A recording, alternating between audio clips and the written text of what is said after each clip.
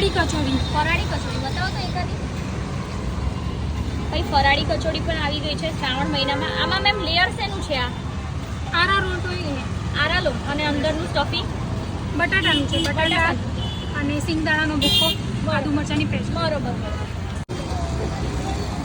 કેટલાની plate હશે આ? 100ની plate, એમાં 7 પીસ આવશે. તો આમાં તમે સિંધાલું મીઠું અને તીખાસ માટે શું યુઝ કરો છો? આદુ મરચાં. આદુ મરચાંની પેસ્ટ. અને આમાં આપણે નોર્મલ મીઠું નથી નાખતા, સિંધાનું મીઠું નાખ્યું છે, એટલે જે ફરાળી ખાતા હોય તેના માટે. એના સાથે ગ્રીન ચટણી છે, પુદીનો, કોથમરી, અચ્છા, ખાટી મીઠી રહેશે. બરોબર. અને સાથે સોસ આપીએ છીએ. આ કેચઅપ ખવાય? કેચઅપ જે છે એ અમારો ઓનિયન ગાર્લિક વિનાનો છે.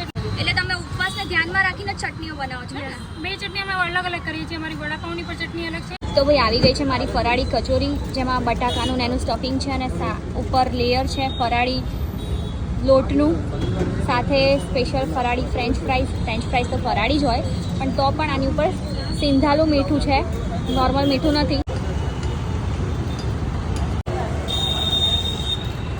વંદે માતરમ 4 રસ્તા છે, અહીંયા નાયરા પેટ્રોલ પંપ છે અને અહીંયા સરસ મજાનો ફૂડ ટ્રક છે ઉર્વશીબેનનો, કે જે અત્યારે શ્રાવણ માસ નિમિત્તે સ્પેશિયલ ફરાળી કચોરી લઈને આવ્યા છે.